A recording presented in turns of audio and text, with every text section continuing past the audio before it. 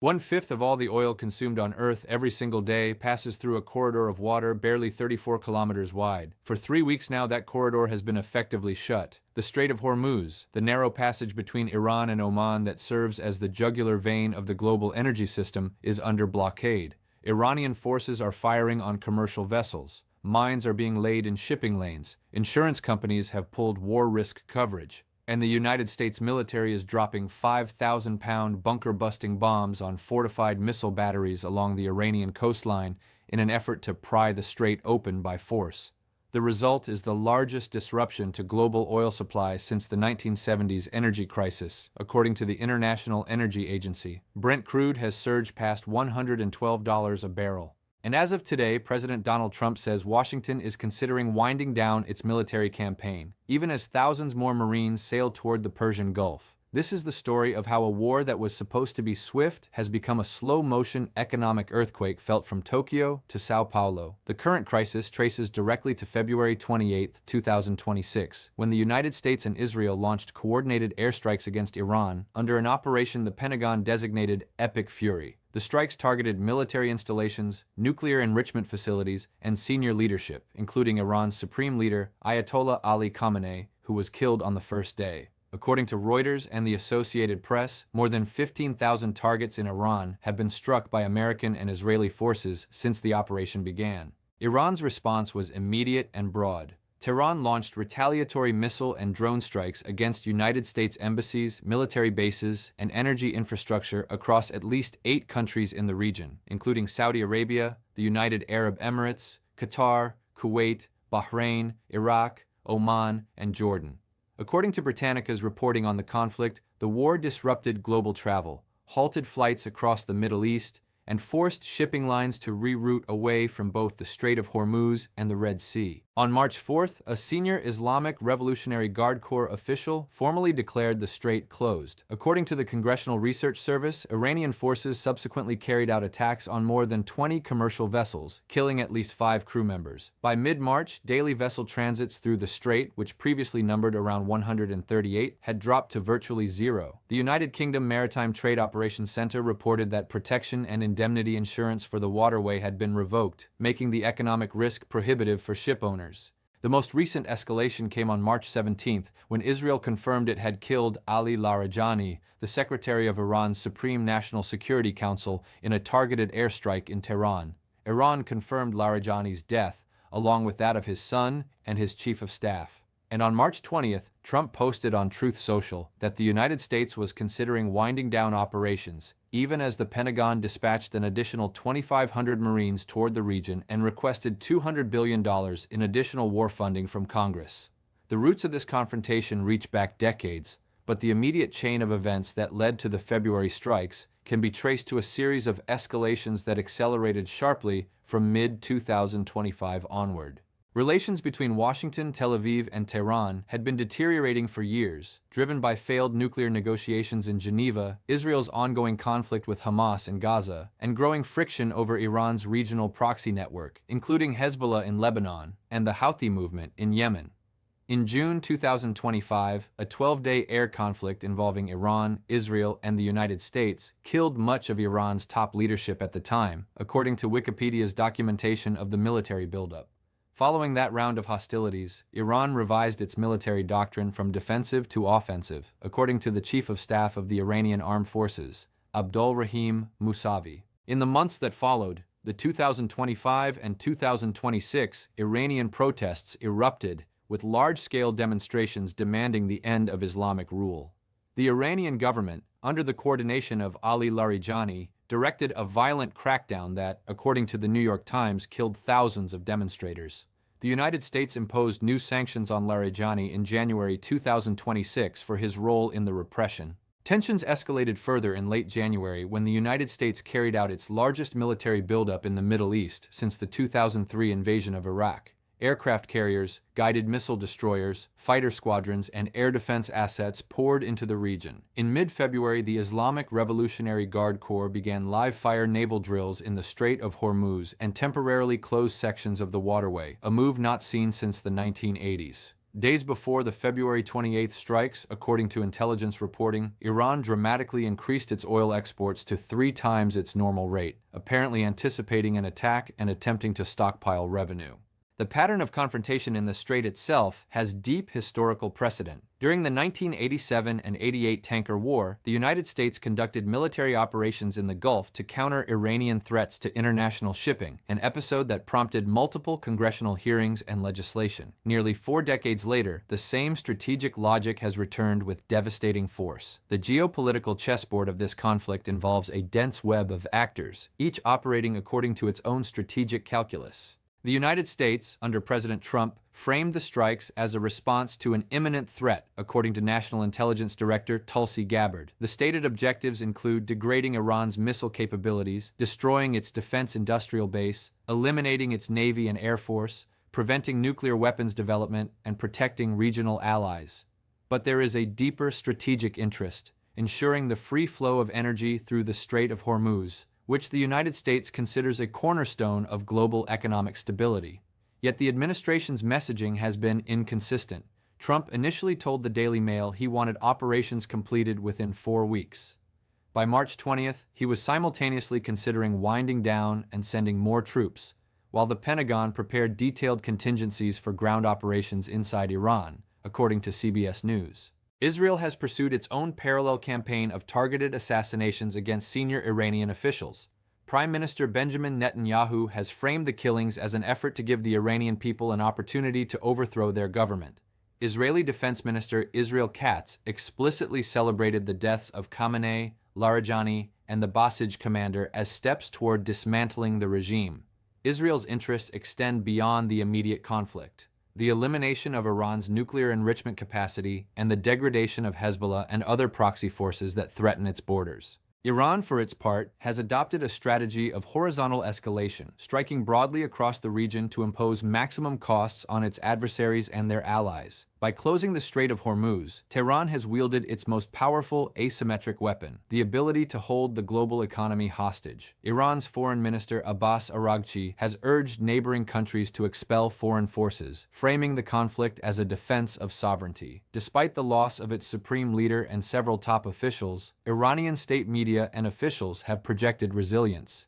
The new supreme leader, Mojtaba Khamenei, son of the slain Ayatollah, has vowed continuity.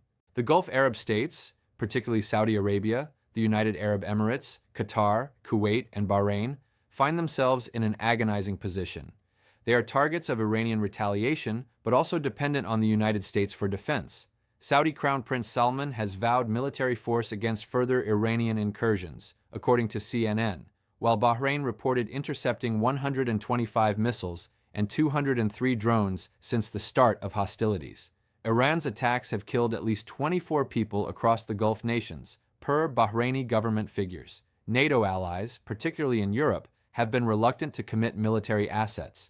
The United Kingdom has offered planning support and allowed use of British bases for defensive strikes, but broader European participation has been limited. Trump has publicly called NATO allies cowards for their refusal to help secure the strait. Russia, through Kremlin spokesman Dmitry Peskov, has condemned the strikes and the killing of Iranian leaders as violations of sovereignty. Turkey has condemned what it calls illegal political assassinations. China, Iran's largest oil buyer, has maintained its purchases through a fleet of tankers that continue to load Iranian crude, according to monitoring by United Against Nuclear Iran. The economic consequences of this conflict are staggering and unprecedented in modern history. The International Energy Agency's March 2026 oil market report describes the situation in stark terms. The war has created the largest supply disruption in the history of the global oil market, with crude and petroleum product flows through the Strait of Hormuz dropping from roughly 20 million barrels per day to a trickle, and limited alternative routes available. Gulf oil producers have been forced to cut total production by at least 10 million barrels per day. The IEA projects global oil supply will plunge by 8 million barrels per day in March.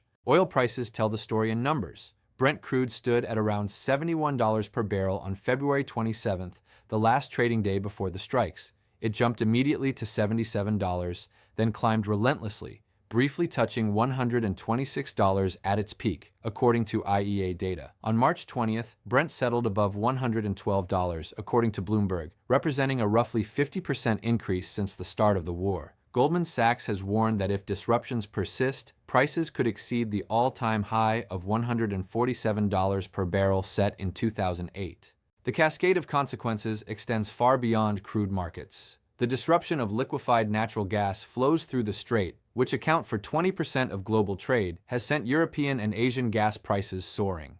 Qatar Energy confirmed that an Iranian missile attack on the Ras Laffan facility, the world's largest liquefied natural gas terminal, reduced export capacity by 17%, with repairs potentially taking up to 5 years. 3 Amazon Web Services data centers in the United Arab Emirates were struck and damaged by drones, causing regional internet outages.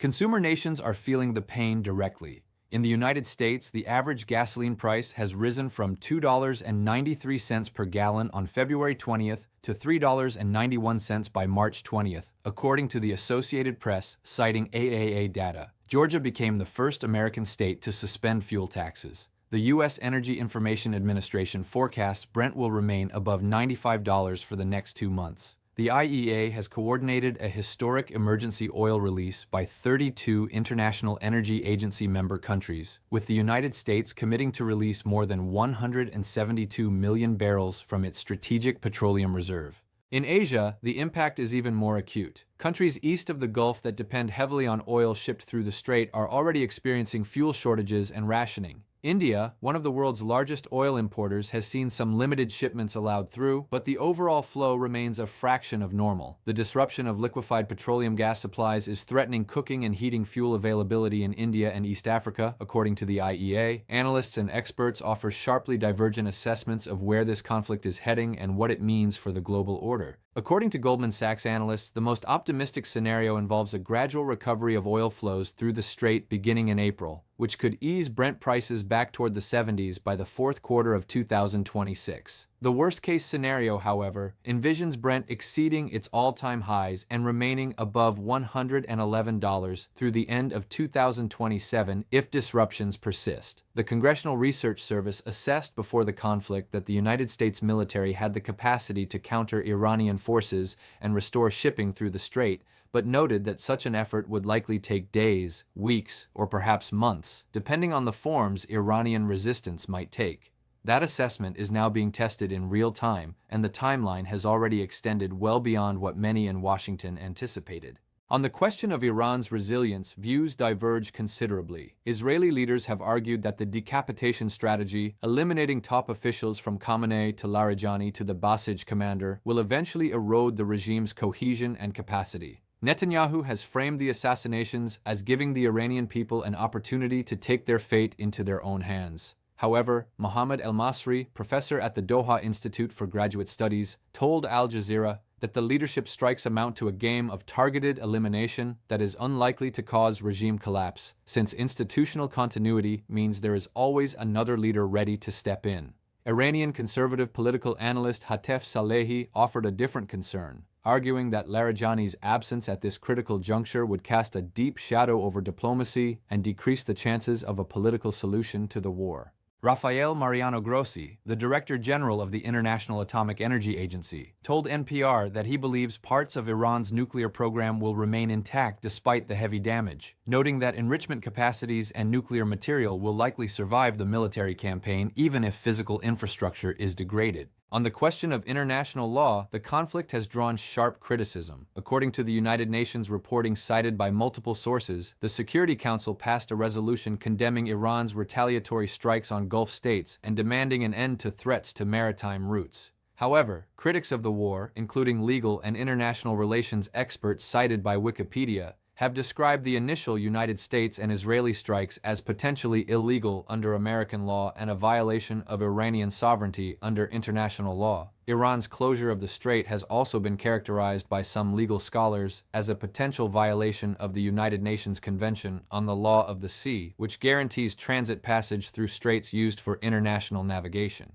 Senator Chris Murphy, after classified briefings, criticized what he said was a lack of clear planning to reopen the strait, warning that the situation could become an endless war. Other Senate Democrats have raised similar concerns about the absence of defined objectives and public transparency. The reverberations of this conflict are being felt across virtually every continent. In Asia, the most immediate impact is on energy-dependent economies. Japan, South Korea, and India rely heavily on oil shipped through the Strait of Hormuz.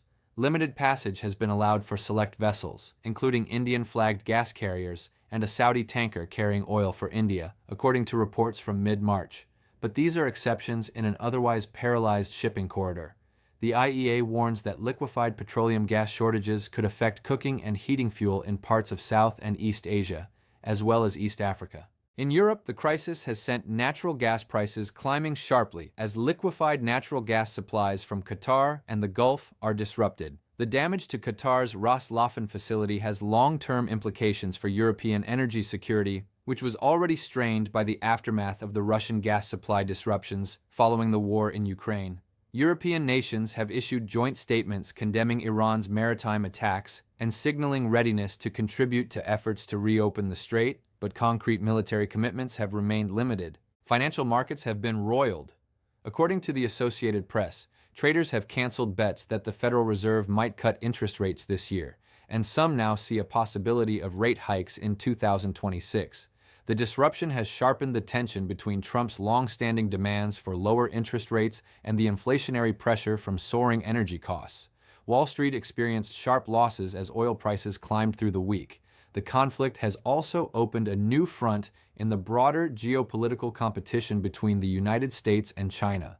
China has continued purchasing Iranian crude through what analysts at United Against Nuclear Iran describe as a ghost fleet of falsely flagged tankers. This illicit trade funds the very Islamic Revolutionary Guard Corps operations that the United States is trying to neutralize, creating a paradox at the heart of Washington's strategy.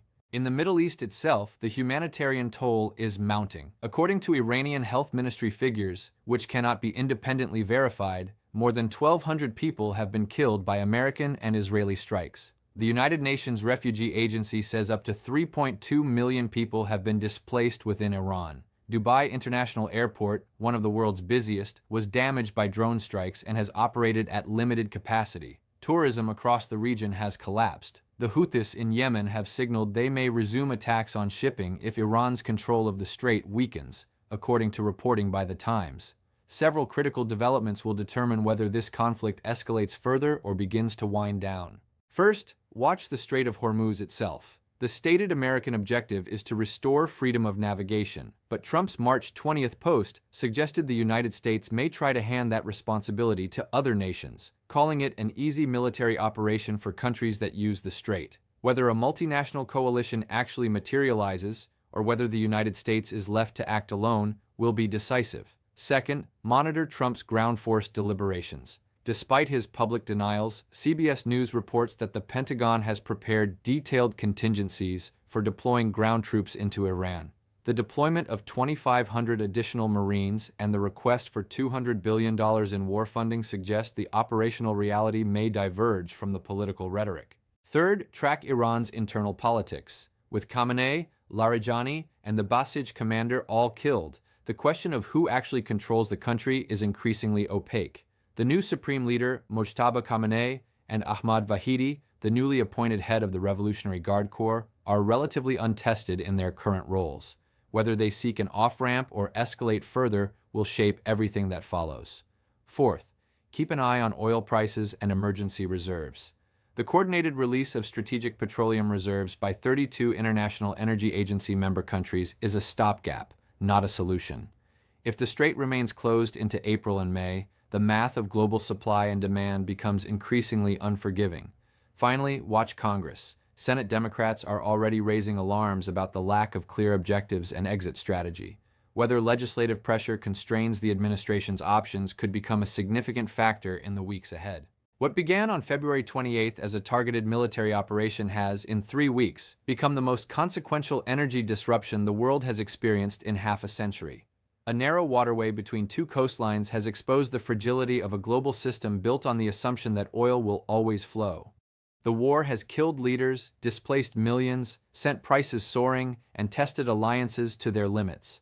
It has also revealed the paradox at the heart of modern power. The most advanced military on Earth can destroy fortified bunkers with precision-guided munitions, but it cannot, by force alone, guarantee that a tanker full of crude oil will safely cross 34 kilometers of water. The coming days will reveal whether diplomacy, exhaustion, or further escalation determines what happens next. For now, the strait remains closed, the bombs continue to fall, and the world continues to pay the price.